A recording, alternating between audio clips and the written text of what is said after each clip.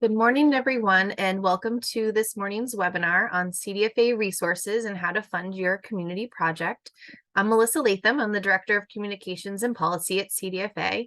We really appreciate you spending your morning with us today, and we anticipate this presentation, including time for questions, will run from now until around 11:30 this morning.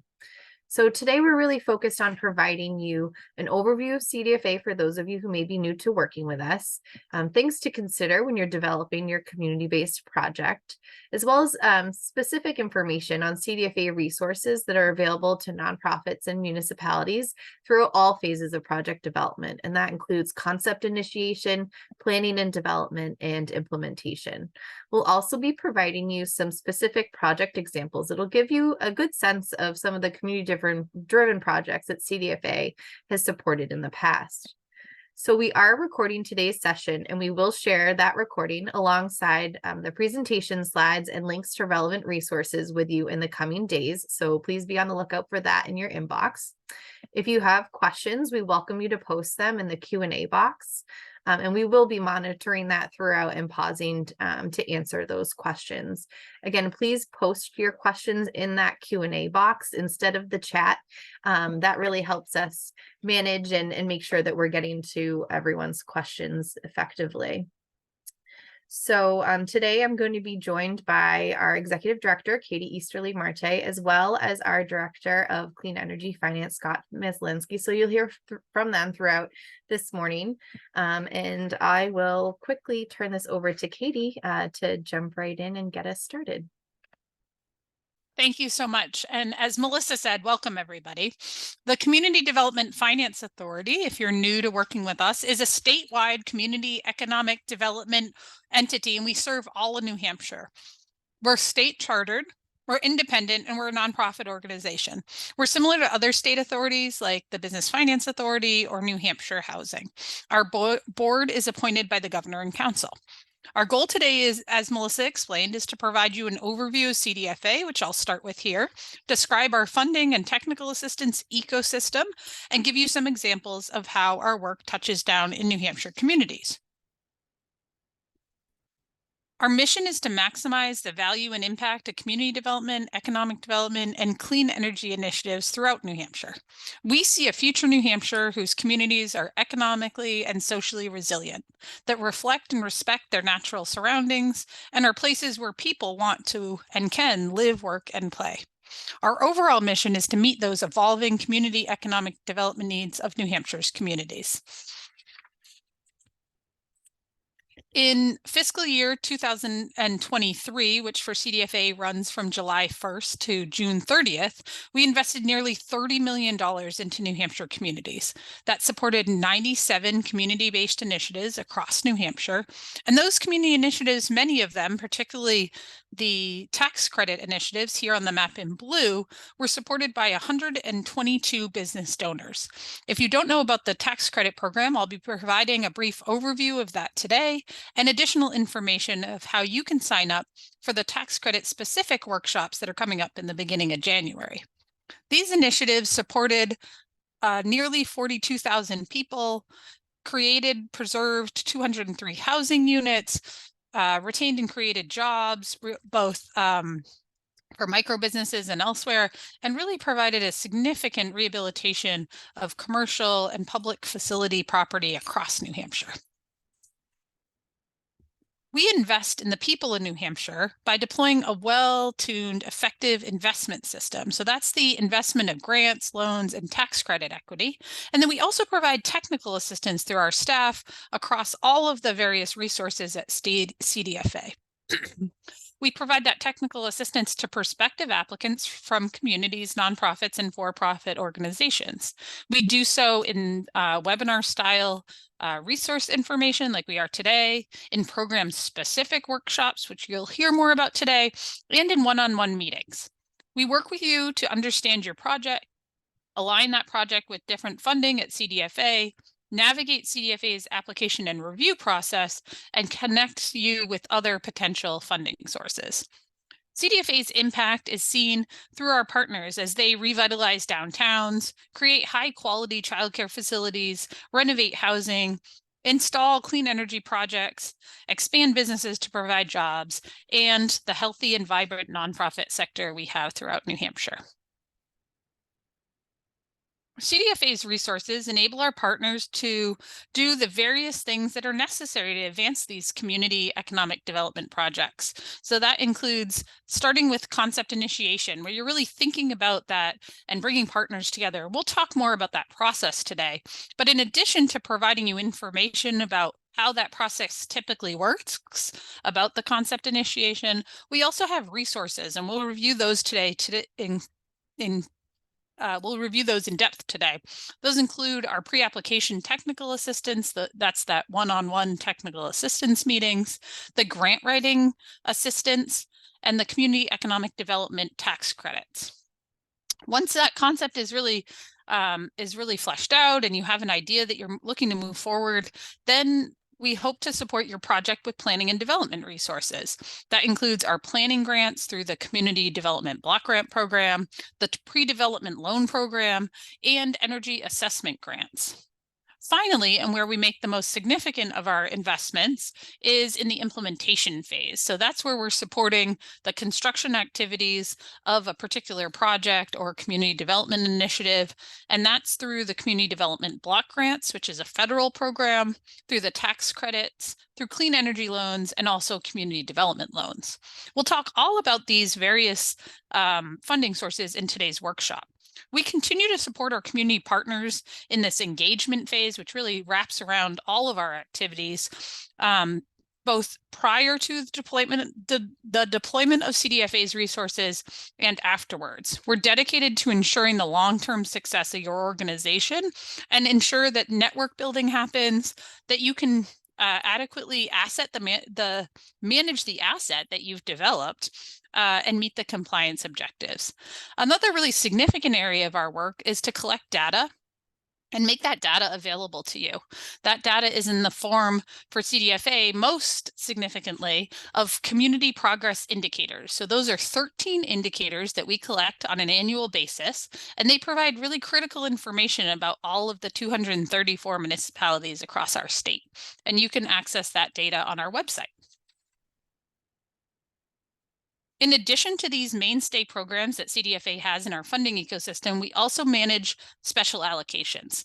Currently, we're managing a project which is to create the Council on Housing Stability, create a statewide strategic plan for housing stability for all that are in New Hampshire, and some programs that really advance the implementation of that strategic plan. The Community Navigator program, which supports underserved small businesses in accessing the small business ecosystem and improving that ecosystem. The Recovery Housing Program, which is very similar to the Community Development Block Grants, and it's really specifically looking to target the support of recovery housing across New Hampshire. And then Family-Based Childcare Program, which is our most recent program, and that's really to develop a network of community-based supports that support family-based childcare providers to being stable in their business and the provision of that important childcare to the people they serve, and also creating hopefully new childcare businesses that are family-based childcare businesses. So those are the special allocations. In addition to this, we have the Community Center Investment Program. The final applications were due last Thursday for that. We don't anticipate additional resources to be committed for the Community Center Investment Program. That was a one-time allocation of funds, but we do expect to continue to support community centers through our other programs, particularly the Community Development Block Grants and the Tax Credit Program. So if you are interested in advancing a community center but did not apply for that round, and you recognize hopefully how competitive that round is, we think that you'll find other resources explained today that could really help you to continue to develop and implement your community center vision.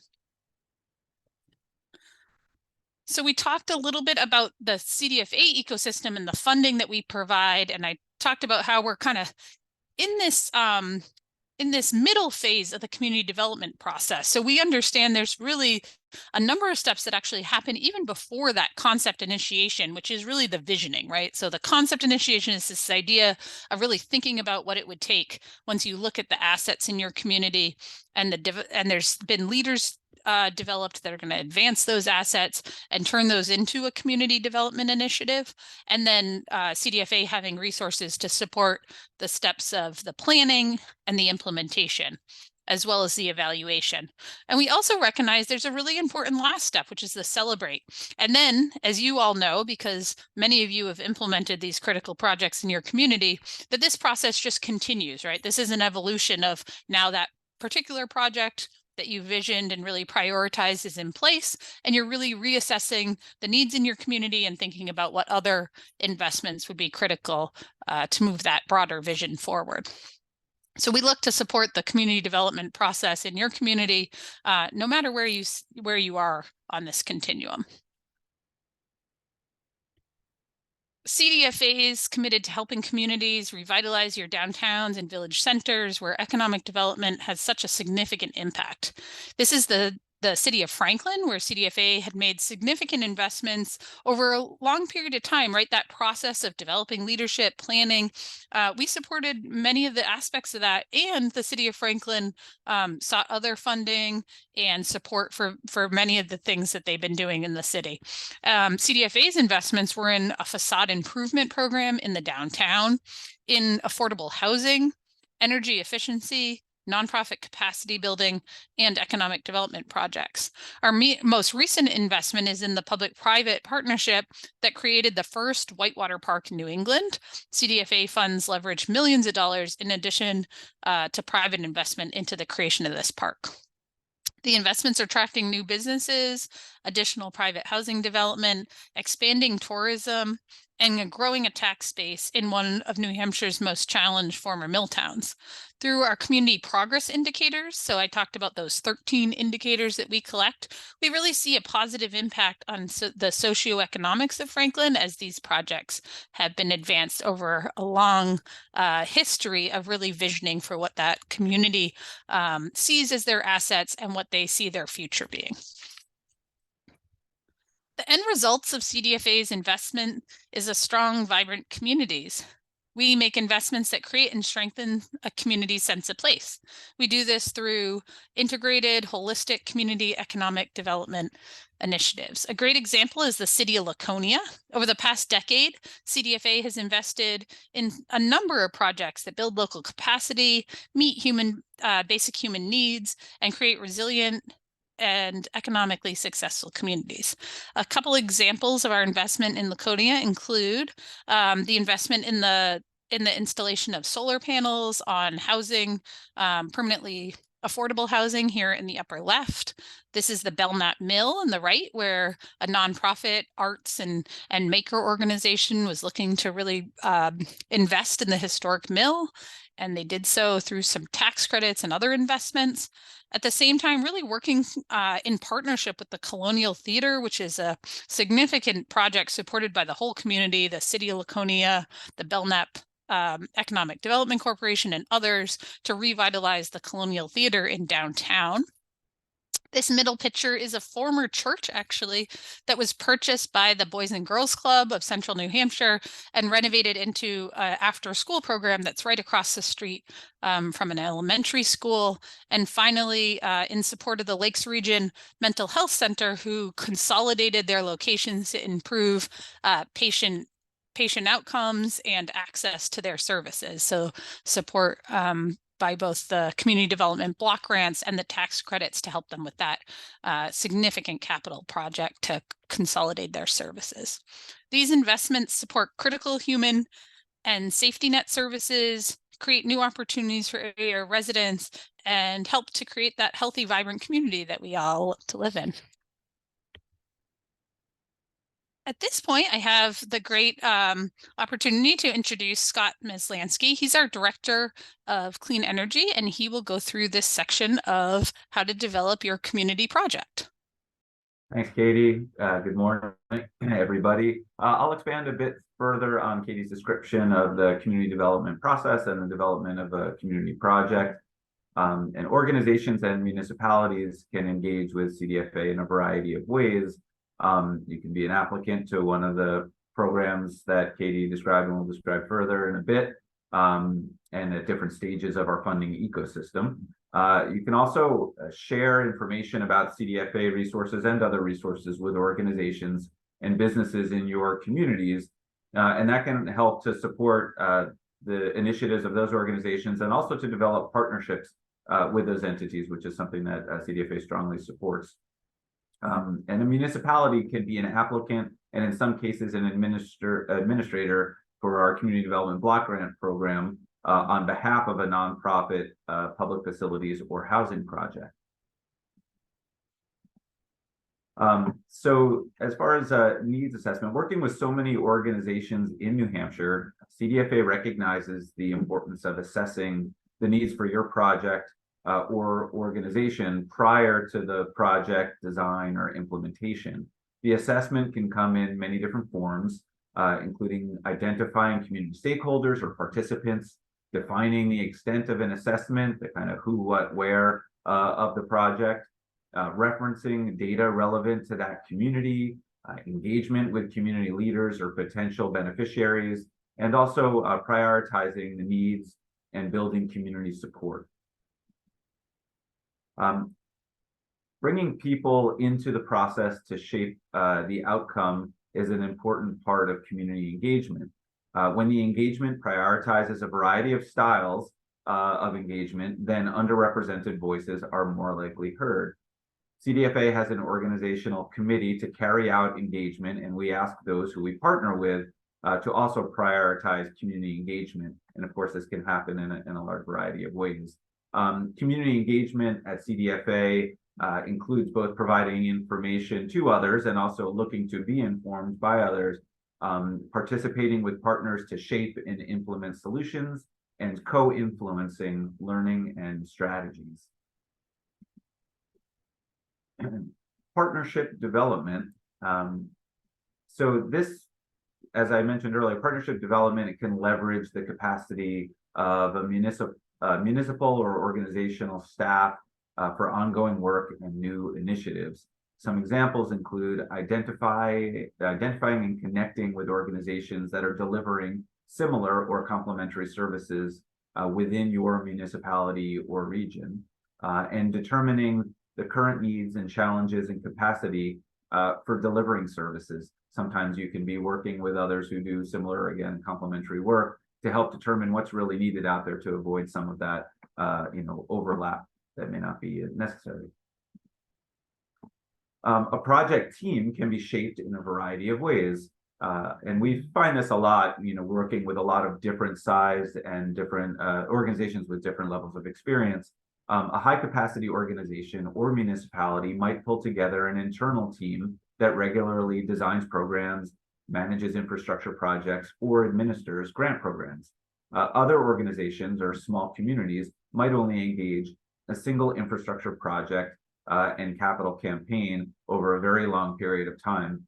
The internal team might consist of a staff member and several interested volunteers, and this could require external fundraising, construction management, compliance, legal, and other support. In CDFA's experience, we've recognized similar opportunities and forks in the road that organizations deal with as they develop projects, including that leveraging and sequencing our resources is a real opportunity for organizations and often coincides with new challenges in timing, compliance, and in other areas.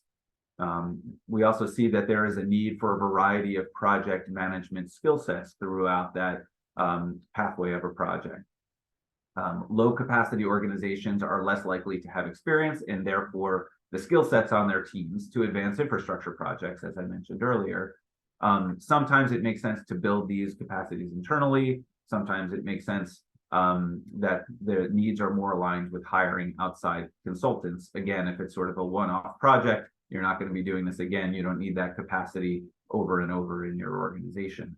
And also we recognize that we're working in an ever-shifting environment that directly impacts projects, and that, whether it's supply chain issues, finding workforce, these things impact a project and are sort of beyond the normal scope of the challenges that are dealt with. So for now, and I'll talk more about those, the pieces I just mentioned a little bit later, but for now, we're going to dive into some individual CDFA resources that Katie is going to review with you. Great. Thank you so much, Scott. Scott really set us up well to be talking, as he said, about our individual resources. And what I'm looking to do is really connect a lot of what he just explained in terms of the community development process and the various phases of that to the resources at CDFA.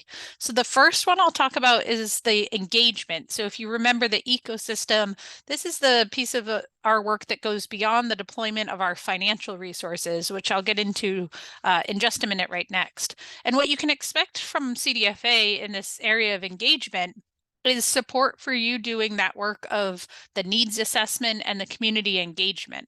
So the ways that we can support you in that is we can offer data about your community, which you could use to really start that conversation with your community about the various assets and what you're looking to do in terms of a project.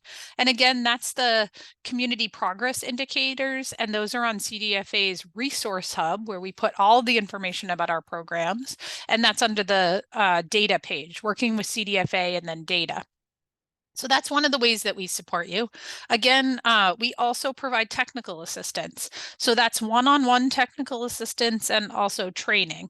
The way that you would access our one-on-one technical assistance is if you've sort of moved through that phase of a needs assessment and the community engagement and the needs assessment, and you're starting to get into the concept initiation phase, and you're wondering how CDFA's specific implementation resources may align to that project you're planning to implement. That's one sort of pathway to seeking our one-on-one technical assistance. Or you've identified, as Scott mentioned, some partnership, a new partnership you need to develop in order to advance your community economic development project, or a new capacity that you need within your organization. And you could engage with us on one-on-one technical assistance on how you can use our resources to either strengthen partnerships or build your capacity. So again, it would be kind of those three areas, or other things. We're really open to these conversations. But the one-on-one technical assistance will give you that potential roadmap of how you can use CDFA's resources to build your capacity, to advance and further partnerships, to do community engagement if you've recognized that you still need to do some additional work in that area. And that's a continuous process. So it's throughout the entire project and even afterwards, as we talked about. And you're planning that implementation project, and you're stacking your funding, and you're looking for some one-on-one TA about the timing of those various resources, which is often a really big piece of this.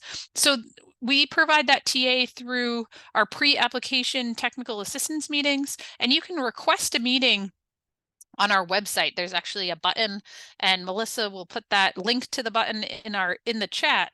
But if now's not the time, because you're not at a point in needing that one-on-one TA, it's always at the top right of our website, request a meeting, and you'll fill out just a bit of information, a couple of questions about the project or the idea or the capacity you're looking to think about, and we'll be able to help to provide that potential roadmap for how you can use our resources. And I hope today, as we go now into concept initiation, that this will be a way that you can really start to identify those potential resources that you would be interested in, and understand the kind of timing and deadlines for the applications, and then we can help you to doing so.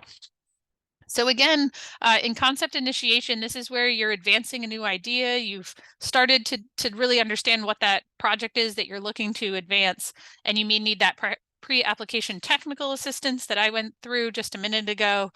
We work closely with you to schedule that meeting, and to provide that technical assistance. We also provide a number of resources on our resource hub. So our resource hub is a second website of CDFA's. So we have the front-facing website, the cdfa.org, nhcdfa.org. And then we have the resource website, and that provides increased access to program-related information and resources.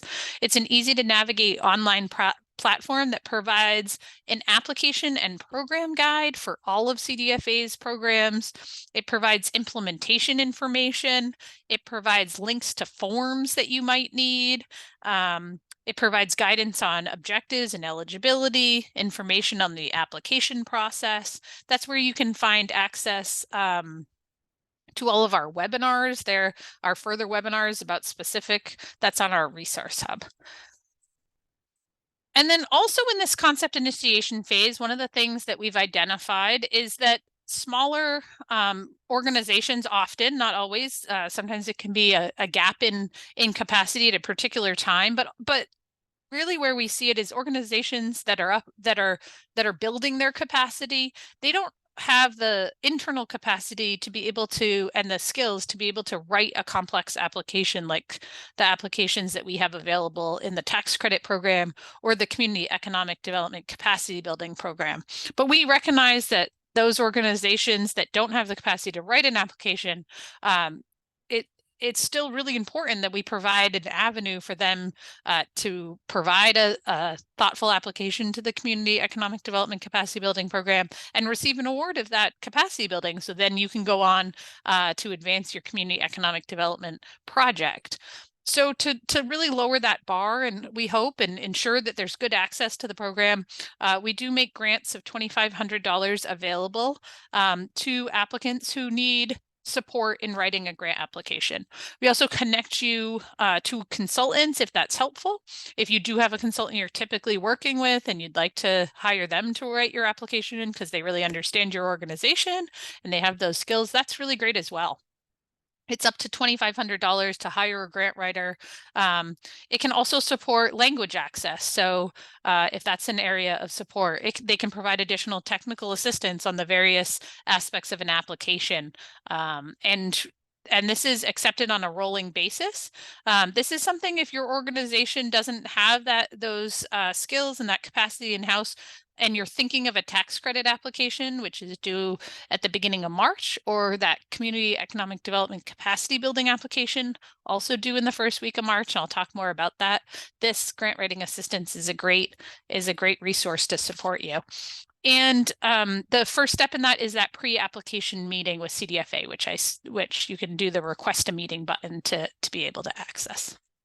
So let me talk about that community economic development capacity building, because we talked a lot about the need for capacity on our teams and in our communities in order to advance these projects. And that's exactly what this program looks to solve. So we're really looking to support the development of community level capacity that advances community economic development projects and that meet the needs of vulnerable communities and community members.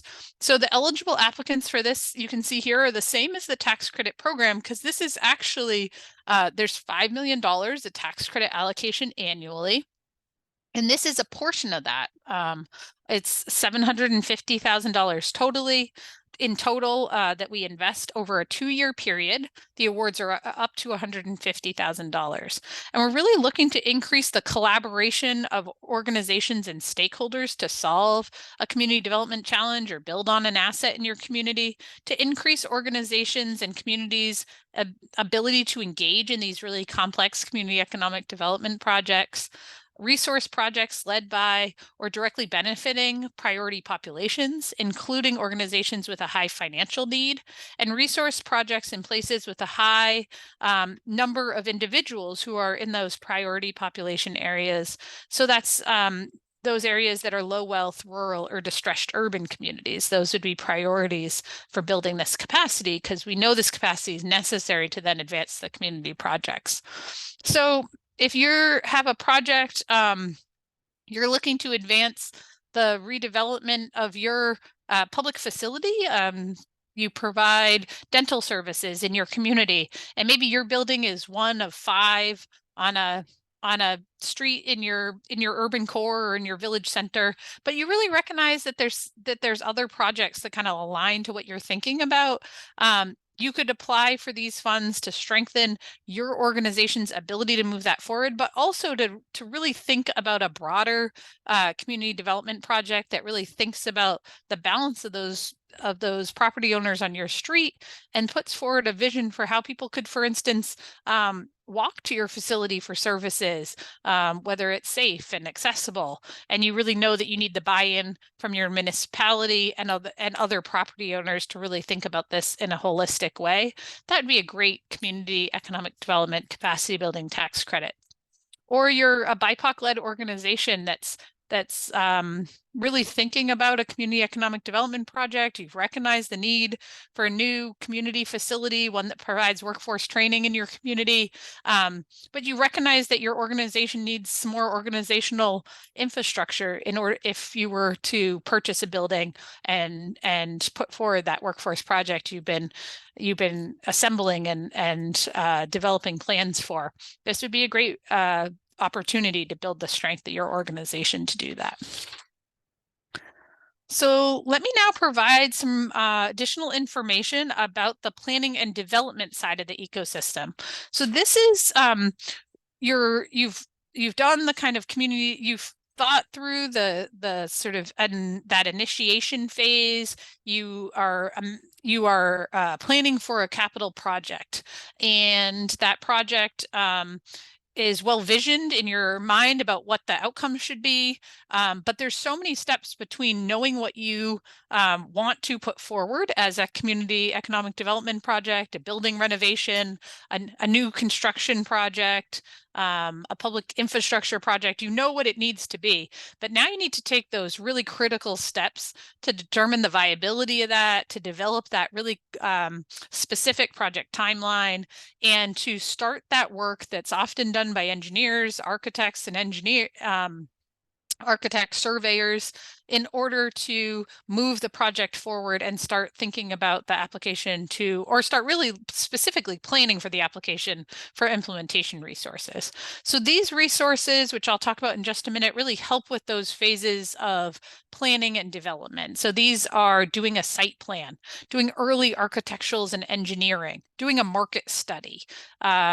Those are the types of things that are done in this phase. So one of the resources that we have to support you in this is the planning grants.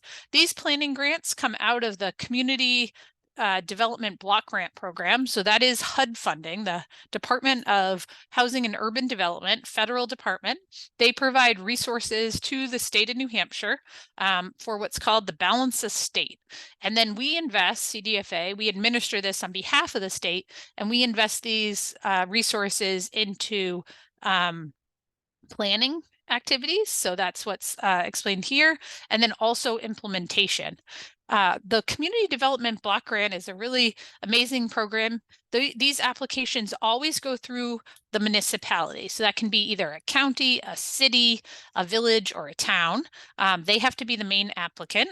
But if you're a nonprofit, you can work in partnership with your municipality to carry out the activity. So the town would be the applicant, and then they would do a sub-grant to the nonprofit to use these resources for the energy audit or the engineering.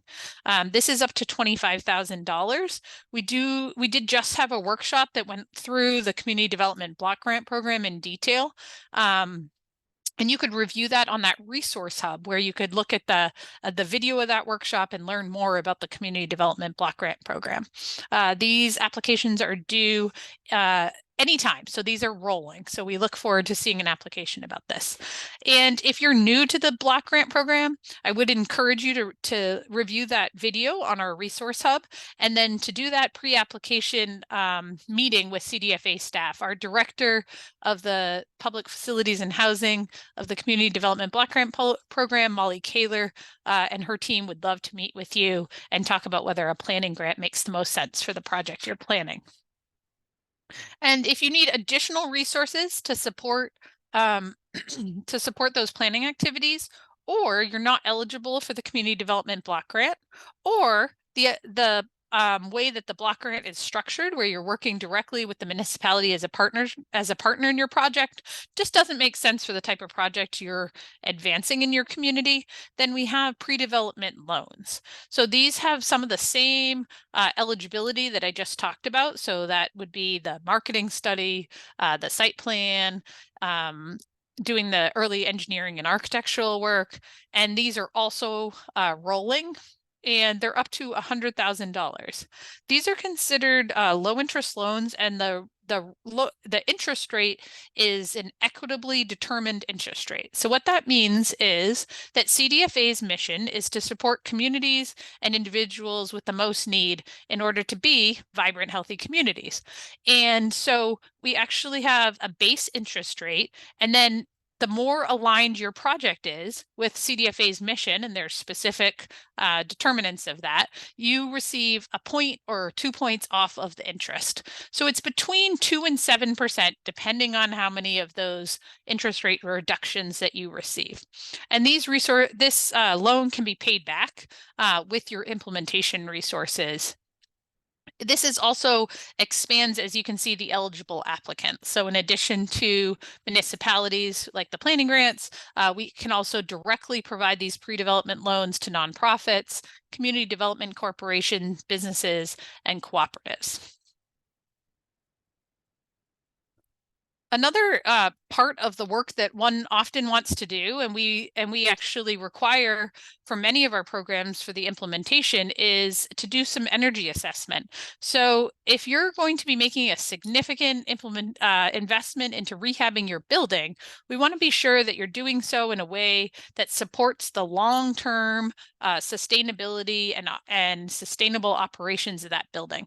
In addition, really thinking about the energy needs of your building, also doing what we call a level 1 energy assessment also brings a number of good information to you about the health and safety of your building, how to meet people's comfort and their health by your building design. That's often in your mechanicals, but it has other implications as well. And so we provide resources to support you doing this work. Up to 75% of the cost as a grant of a level 1 energy audit. And we also can provide these grants up to 75% of the cost of the study for things like a roof assessment. So if you want to do a solar installation on your roof, but you're not sure if what the weight capacity of your roof is, you can use this energy assessment grant to assess that. So you'd hire an engineer and they do a study. They'd actually test the strength of your roof, and then you'd be able to use that information to have your solar design done. So these are, again, rolling deadline, ongoing, and we provide significant technical assistance through our Director of Clean Energy, Scott, who you heard from earlier, once you receive this information. So this information is particularly useful if you can embed it into your implementation plans and ensure that this allows you to access resources that you wouldn't otherwise be able to access. And that's the door it kind of opens. So many of the utility companies across our state have rebates for the implementation of the energy efficiency measures that would be in your report. And so this kind of opens that door, and we provide you the technical assistance on how to access those implementation grants. So we often see significant rebates in that funding stack of funds that you need to implement your project. And that's what we're going to talk about now. So we're going to provide an overview of our implementation resources. And as I said, this is our most significant area of resource that we provide. And it's that funding stack that allows you to build and implement your community economic development and clean energy initiatives. Before I jump into this, I'm going to see if there's any questions. Pause for a minute for Melissa to just raise any questions we have so we can get those questions about the concept initiation and the planning and development answered before we go into implementation. Absolutely. Thank you, Katie. So we do have a question here about whether an organization can apply for an extension if they already have received a grant from CDFA, or if accessing these resources needs to be through a new project, and curious your thoughts on that. Yeah, so some of the resources that we administer are federal, some of them are state resources, and some of them are ongoing resources, and some of them are one time. We look to provide as much flexibility as we can within those structures to your project. We know that there are things that come up in construction that weren't expected, and if possible, we will look to understand what you're challenged by in terms of meeting the deadline. We want to ensure that we have a good solid plan with you on how you will be successful at moving forward and how we can support you in that. And then if possible, we would provide an extension. If you're looking for new resources, that would be a new application. So that seems like a really specific scenario, but it's a great question because it lets me talk about that sort of unexpected and how we deal with that. So we do probably have about 10 to 15% of our projects needing small extensions at some point in their project. And that 10 or 15 is up from about 5% that was the typical time extension requests we received prior to the pandemic. So we recognize that there's just been some shifts.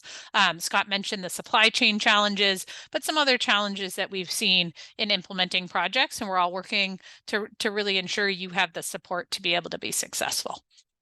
So probably reach out to us. If you've been awarded a grant by CDFA or a loan or tax credit allocation, you have an assigned project manager, and reaching out to that person who's listed in your grants management, which is where all applications to CDFA resources are made and where we actually do the project management for your project once you're funded.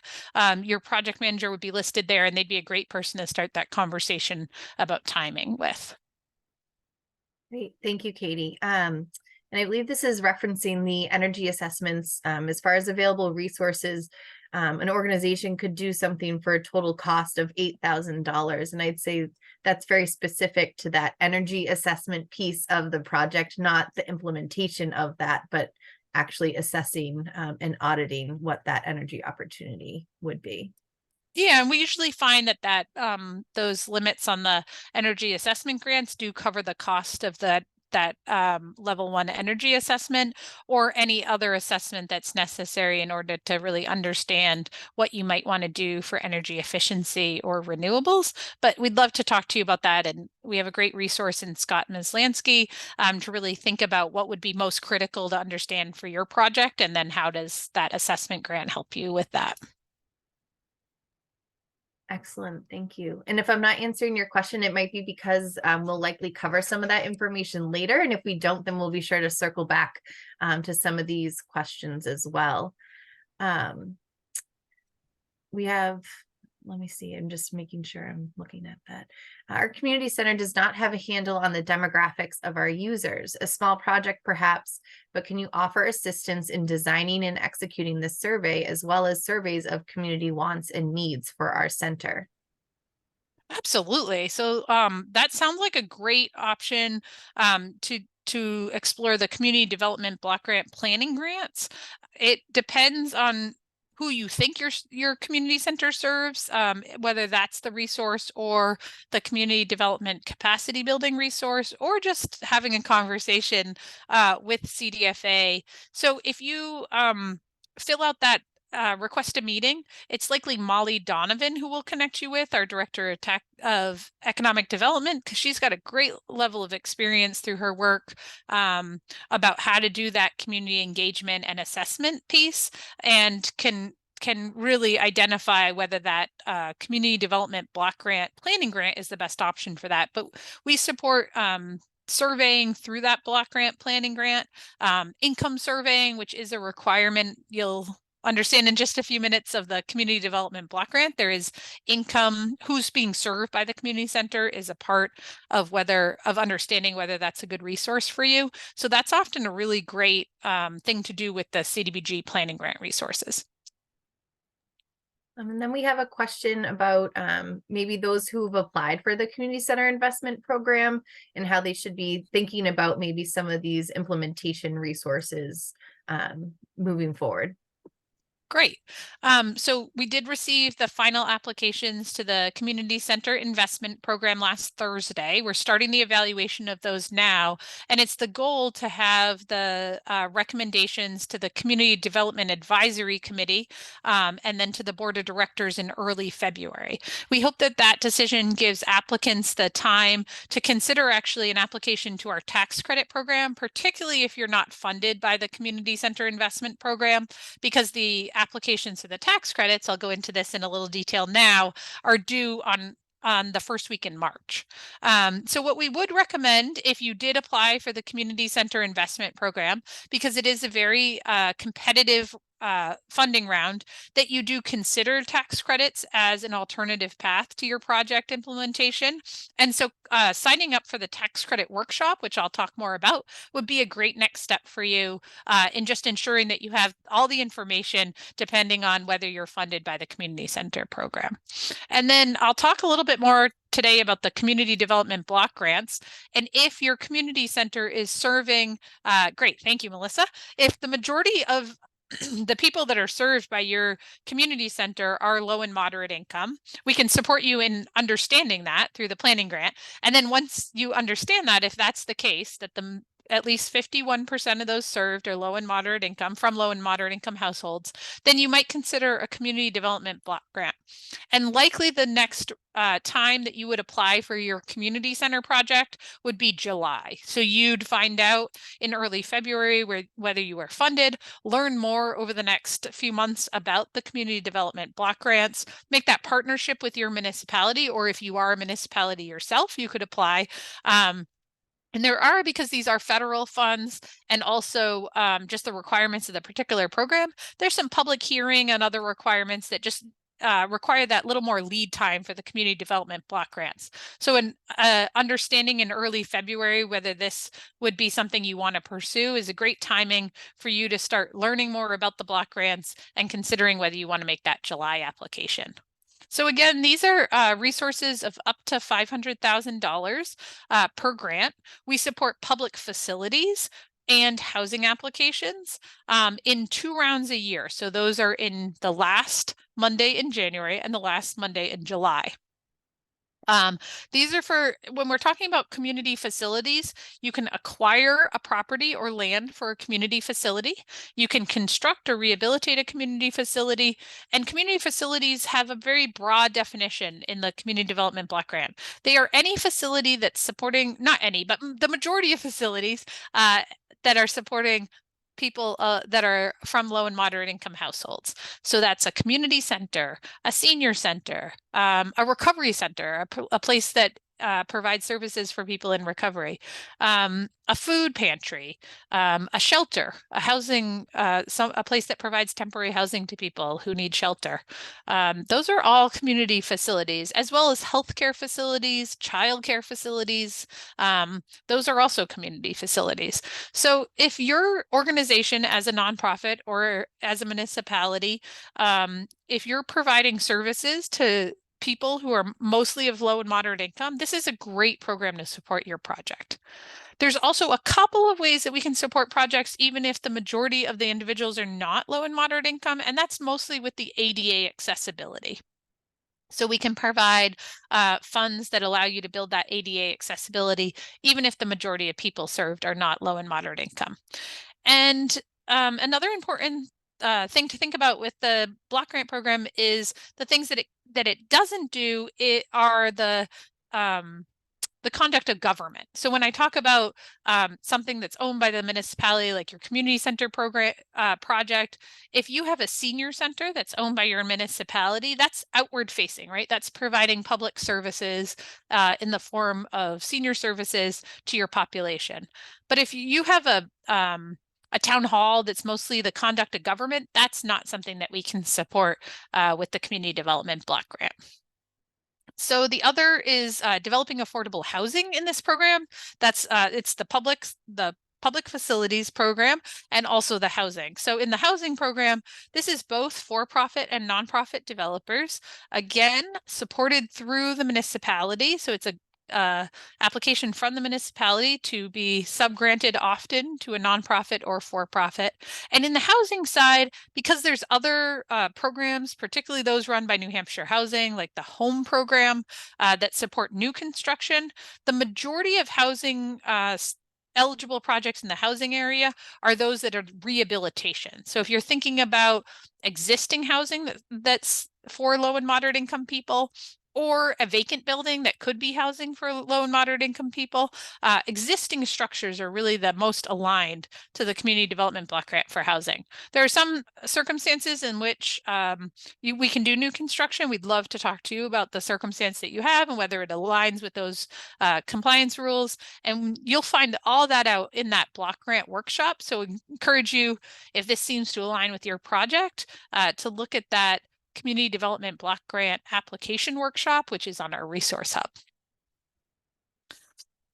So a state program is the tax credit program, and this supports those community-driven projects that build economic development projects in your community development projects, housing, public service projects, outdoor recreation.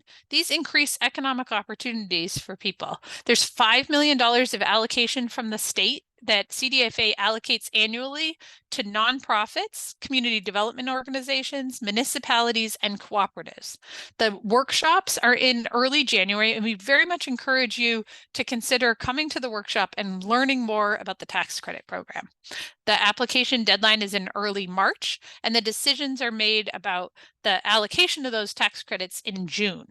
So this, as I said, is an allocation of tax credits. So the eligible applicant will receive an allocation of tax credits, and they will then find donors, businesses, those with a business profit and a business enterprise tax liability in the state of New Hampshire, who are interested in donating to their project. In exchange for the donation, the business receives a tax credit of 75% of their donation. And then there's also federal benefit for that charitable donation.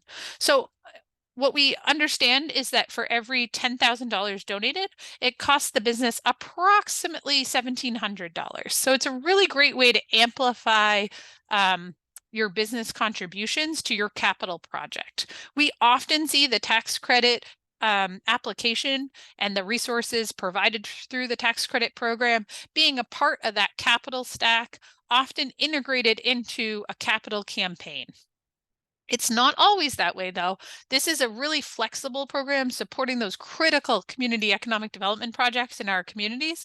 So the amazing thing about the tax credit program is that it can be 5% of a project. The tax credits represent 5% of the total cost of the project that's going to be built. Or, and that's often, as I said, when it's integrated as part of a significant capital campaign, and this becomes a critical resource, but you know, a piece of a much larger project. And it also can be as much as we've seen 80 or 90% of the project costs. If your project is being advanced by a nonprofit that has very limited financial capacity, and this is a real critical project in your community, it can be a really significant piece of the total cost of the project. But this is investment in those incredibly important community economic development projects in our community. And I'm excited for you to hear about some of those projects in just a few minutes when Scott goes through the examples. The clean energy loans. So we know that there are these really great investments that you can make into your building that either alone or as part of that capital stack that will provide you energy efficiency results for years to come, and also renewable energy that can really reduce the long-term cost of your utilities. So we provide low interest loans to support energy efficiency and renewable energy installation. We also support things that are new technologies, which often come up in clean energy that you may be considering. So the eligible applicants to our loan program are nonprofits, municipal government, and businesses. These are sometimes a standalone project, so you know that there's and you go to do that energy assessment and you realize through that assessment that you can make this investment. And when you do that energy efficiency work, actually often, and that's one of the things that we review and ensure, is that the savings on your utilities will pay the loan. So that's a great way to really think about these energy projects, is that you're making an investment, and that investment is actually going to have long-term benefit to your costs, to your operating costs, as well as to the performance of your building. So these are accepted on a rolling basis. You can incorporate a clean energy loan in with your tax credit projects. So you're applying to CDFA for tax credits. You also realize there's a piece of your project that's around energy efficiency or the installation of renewables like solar, or it can be independent. It can just be a project that you really have been prioritizing in your capital needs assessment, and you know you want to do this energy project. And the interest rate is from 2 to 7%. It's the equitable interest rate calculator. It works just the same as the pre-development loan interest rate calculator. And finally, community development loans. So these are those loans that become that sort of gap. Often projects have a small gap. You've aligned to the goals of the community development program in terms of you're creating low-income housing for people of low and moderate income, or you're advancing a community facility, and you have a small gap in your capital stack. You have $75,000 that you weren't able to get financed by any other loan or grant or tax credit allocation, either outside of CDFA or from our other programs. But and those resources are critical to closing your funding gap and ensuring you have a set of resources that allow you to move forward with construction. We provide flexible capital that allows your project to move forward. So again, it's on that interest rate calculator, the equitable interest rate calculator. The deadline is rolling, and this is a way to just ensure that there's no gaps in our partners' projects so that they can move forward with their community development project. Similar to the Clean Energy Program, this can be independent of our other programs, or it can be a gap filler to an application you made to our other program. And with that, that's the balance of our implementation resources. So I'm going to pause here and hopefully answer any questions that you may have. And then we're going to go into the project examples, which Scott will review, which will give you a really, we hope, a good sense of how these resources come together and some of the resulting projects that come from the deployment of these resources. Absolutely. Thank you so much for going over so much information in such a short period of time. We know that it's a lot, and continue to encourage you to ask questions as they come up, as we should have some time at the end as well to discuss and answer some of those questions. So there is one about what would a grant match be for a CDBG grant? And this might be a bit of a nuanced answer. Well, there actually is no required match in the Community Development Block Grant Program. So you do receive additional points when your project's evaluated. So there is a prioritization for projects that do have match, and that's outlined in the application and program guide. There's actually an outline of those evaluation criteria, so you can see what types of match allow you to receive points when being evaluated, but there's not a required match. So you don't have to have matching funds to apply. Great. And the definition of low and moderate income, is it under a specific income for a household, or how is that really defined? Yeah, thank you so much. It's the area median income. So the area is defined by HUD, and it's 80% of the area median income. So the majority, 51% of the people that are served, need to have an income that's less than 80% of the area median income. And on our resource hub, we actually provide you for each of the areas in our state, we provide you that scale of income. So you can look at what the 80% of area median income is for your community and decide, and Melissa's just put that in the chat, and decide if you think that aligns to those that you're serving. We also have a way that's that you can actually look at your whole community. So if your whole community is considered, if the majority of people in your community as a whole, as opposed to those that you're public facility is serving are low and moderate income, then you can qualify that way as well. And that's called area benefit. So as you look at that community development block grant, we hope, webinar, you can really pay attention to that area benefit explanation, and that will give you a sense of whether you qualify because your community as a whole is majority low and moderate income, or if you need to really understand those who are being served by your public facility and whether those that are being served are low and moderate income. And those are kind of two ways that you can meet that income criteria. There's actually a third way, just to give a little more information, which is based on some really particular groups that HUD knows are of high need, and you don't have to survey the income of those groups. And the one that I'll just mention, because it probably aligns to many projects, is those who are elderly. So if your program supports elderly individuals, then that's considered a presumed group by the Housing and Urban Development Department, and you don't have to do those surveys. There's a list of presumed groups though on the Resource Hub. So if your program, your public facility serves a particular group and you're wondering, are they listed? Finding those presumed groups will give you a sense of that. And we can absolutely help you through those questions as well. Awesome, thank you. Once a grant has been received and construction of the project is complete, are there ongoing reporting requirements?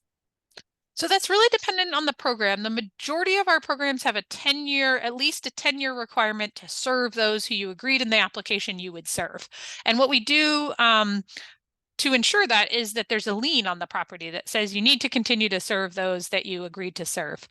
Many of the programs, once you close out the project, you don't have any ongoing reporting requirements, but you do have to continue to serve those who you agreed to serve for 10 years.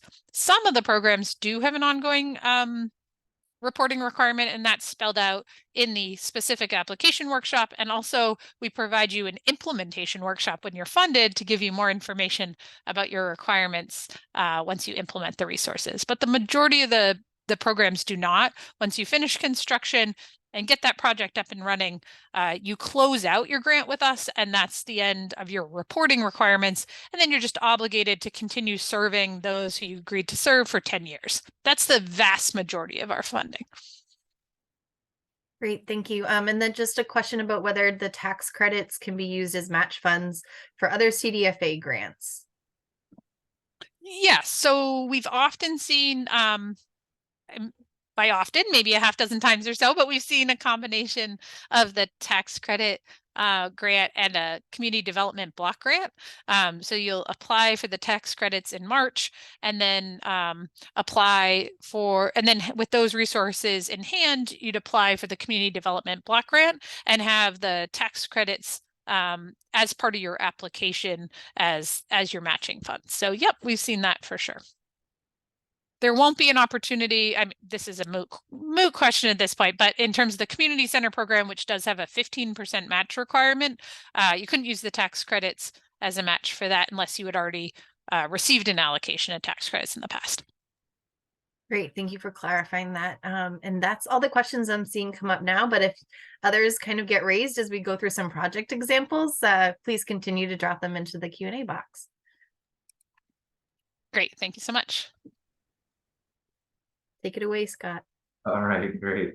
So I'm going to go through several project examples, and these will tie back to the different parts of that funding and financing ecosystem, sort of the timing and the project timeline, as well as sort of pieces of how the project is developed.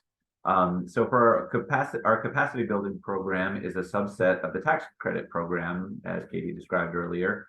Providing resources to strengthen nonprofits in building their capacity specifically to advance community economic development and infrastructure projects that will support the needs of vulnerable community members.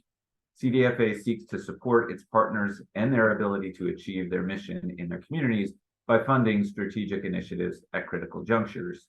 One example of this work is Overcomers Refugee Services in Concord. The organization received capacity building tax credits over a 2-year period to deepen their capacity to, quote, help other refugees become trained, employed, housed, and contributing citizens of New Hampshire. Improvements in internal systems and training allow overcomers to better deliver their current case management and client support programs, including job placement, support for starting a small business, and finding stable housing. It is likely that a number of these efforts could result in the need to acquire a physical space or engage in an infrastructure project, at which point CDFA will look to other ways to help support overcomers through our other planning and implementation resources. The next slide, also looking at capacity building. In this other example, so trying to have innovative approaches to community and economic development, in this case is the city of Lebanon. In 2019, CDFA provided a capacity building grant to the city, allowing the development of a community power aggregation and business plan as part of the city's effort to shift to renewable energy resources. It was essentially the first community power pilot in New Hampshire. A few years later, through incredible collaborations and the use of consultant resources, the Community Power Coalition of New Hampshire was formed. The coalition supports the development and implementation of community power programs through shared electricity purchasing and back office resources, education, and advocacy.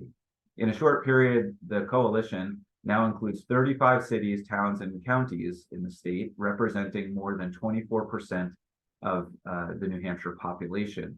This is larger than Liberty or Unitil, two of the major utilities. CDFA resources helped Lebanon Community Power better assess the organizational infrastructure required to develop community power, which evolved into this multi-community and statewide effort to implement community power throughout New Hampshire. In this example, Triangle Club, which is in Dover, is a meeting house and community for peer-driven recovery support groups. The organization had an immediate need to expand their facility for growing their support groups several years ago, and CDFA provided a tax credit award to support the building addition that you see in the picture, sort of the top part of that building. And then Triangle Club came back to request support to build out their organizational infrastructure, transitioning from an all-volunteer organization to permanent paid staff. Capacity building funds were used to develop business, fundraising, and marketing planning. Now, the sort of order, the sequencing here was a little different than we might usually expect of sort of doing capacity building and planning that then leads to an implementation project. But, you know, as we noted earlier, you know, different scenarios lead to different types of orders of projects. So the ecosystem doesn't necessarily have a particular order in some cases.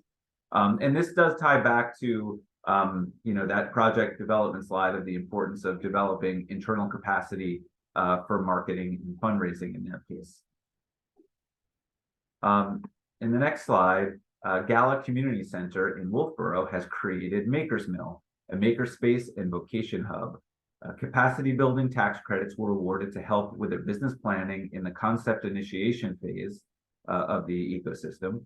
A CDBG planning grant for the development of the site plan in their planning and development stage, a pre-development loan to help cover pre-construction costs, tax credits for the implementation phase used to renovate the Carroll County Makerspace and the incubator in downtown Wolfboro, and a community facilities energy assessment grant to support their planning for energy-related upgrades. They might just win the award for, you know, using the most CDFA resources in a short period. But in many cases, we really are seeing organizations work with us to find support in different areas of that ecosystem. In the next slide, 100 Nights in Keene constructed a new 48-bed homeless shelter with support services, and this was completed just late summer, early fall. Part of their planning and development included an energy charrette to ensure their design team considered energy opportunities to reduce future operating costs. In this particular case, Eversource was able to cover this cost. In other projects, CDFA's Community Facilities Assessment Program grants that Katie mentioned earlier can cover most of the cost of this and other types of analysis. CDFA tax credits and the CDBG Public Facilities Grant, along with New Markets tax credits, that's not CDBG, I'm sorry, that's not a CDFA resource, but outside of CDFA, and also an outside capital campaign supported the construction of the facility. And this development project was significantly impacted by increased costs due to supply chain constraints and inflation. A very strong design, planning, and development team consisted primarily of outside consultants. While it added cost, it also added a lot of expertise, such as the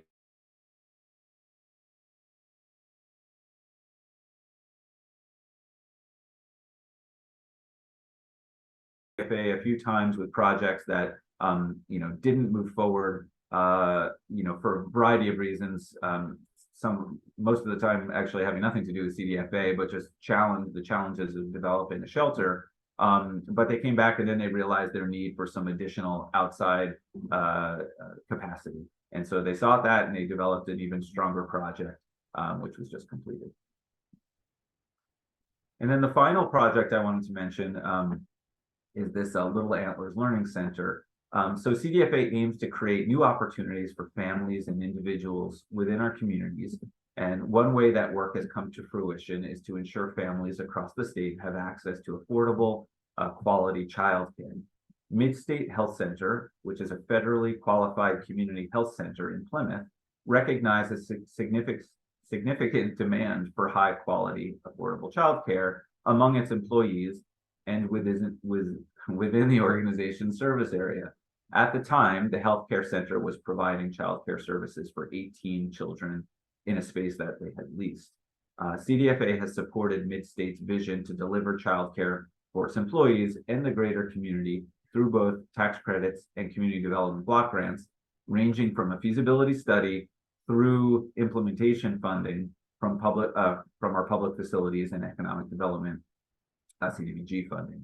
A community development block grant feasibility study on childcare in the Plymouth area conducted in 2020 helped better understand the community need for this service and indicated the current local capacity for licensed childcare was only meeting 25% of the region's need. Mid-State Health Center's state-of-the-art energy-efficient childcare facility project held its ribbon cutting during the summer of 2022, as is pictured here. The new center will enable the organization to increase enrollment significantly and serve a total of 60 children, a majority of whom are from low and moderate income households. The project will also enable Mid-State Health Center to retain 6 jobs and create 8 new jobs for a total of 14 permanent full-time jobs in the new facility. 9 of those jobs will be filled by individuals who qualify as low or moderate income. The organization's innovative solution to a community challenge has the potential for replicability throughout the state. So that was a whole long list of examples that we had, but just showed the various capital stacks, the way people were able to put their projects together, both from a point of view of funding and financing, but also through the different ways that they've developed projects at various stages of need. And now we'd love to entertain some additional questions, and I don't know if anything's come through, Melissa, that you want to mention. Hi, Scott. I haven't seen any come through, but just actually, as I said that, one did. So question about whether tax credit funds would be considered local funds rather than federal, and confirming, yes, our state tax credits are just that, New Hampshire-based tax credit. Yeah, and for this question, I think relates to the Northern Border Regional Grant Program. And in that Northern Border Regional Commission grant program, actually the community development block grants also count as local, even though you would imagine those would count as federal, but the nature of the block grant does allow those to count as local as well. That's my understanding. I would again check with the staff at the Northern Borders Regional Commission just to confirm that, but that's our understanding. So both those resources could be an opportunity for you. Excellent. And just recognizing, as Scott and Katie did, that was a lot of information in a very short period of time. We do have workshops that dive into programmatic details and hold those throughout the year to align with when those funding opportunities are available and those grant deadlines are. So we're really excited to be coming into tax credit season at CDFA. So we will have some January workshops. We did share that link, and we'll be following up with that link to register for those workshops over email, along with a recording of today's presentation, the slides, and links to other relevant resources that may be supportive of you as you pursue your community development project in your local community. With that, I'm not seeing any additional questions at this time, but certainly encourage folks to reach out if you're ready to discuss your project via that schedule a meeting or over email as appropriate. So with that, any other last words to today's attendees? We encourage you to reach out with questions, either attend a workshop or just reach out through our website, and we'll look forward to speaking with you. We got one other question just saw come in. And this is a great question, actually. So on that community development block grant, the idea that we have this great opportunity to invest in ADA accessibility, could that apply to buildings, or could it also be for outdoor accessibility? I believe it could be, but that would be necessary for us to just confirm that within the federal guidelines for the investment of the community development block grant, because I don't recall a time in which we've done that. So we would want to just confirm, but that sounds like a really interesting sort of new area of investment. We have definitely invested tax credits in outdoor recreation projects that are really aligned to the goal of creating accessibility, like the new trail that was created in Conway and is accessible. So we'd love to work with you to just confirm that that would be eligible for the community development block grant. So if you want to schedule a meeting with us and talk to us about your project, we'll be sure to confirm that the community development block grants for ADA accessibility can be used for outside space. And definitely the tax credits can be. I'd also encourage folks to look, as you're developing a project, be thinking about the your community's strategies, their master plans, their housing, plans and strategies, as well as clean energy has become a more common planning, strategy for communities, and try to think about that and tie in with that and connect with those folks as you develop your project, because there might be some good alignment there, or ways that you might be able to, improve your project as you work with the goals of your community. Excellent, thanks. And we have one more question as well. If you've already received CDBG funds for a building, can you apply for additions to that facility? So some of the great projects recently have actually been just that. So 25 years ago, CDFA invested in a childcare facility on the seacoast. That facility needed both an addition and the renovation to improve the mechanicals, particularly the heating system. And we received an application from that town and invested in that childcare facility for a second time. And there's many more similar to that. So we definitely can. It can't be a phased project. So the block grants don't allow for investments in phased projects. So if it's part of one sort of project that is broken out into phases, CDBG would only be able to be invested in one of the phases. But if there's a project that's been built, serve the public, if it's a public facility, and now you see a greater demand for that project, or there's more renovation that's necessary, and it's a distinctly new project, that is definitely eligible for the community development block grants. Very great. Thanks so much. Seeing no more questions, we'll close out this morning's webinar, but again, please be in touch. We're excited and look forward to working with you on your community project. Have a great day.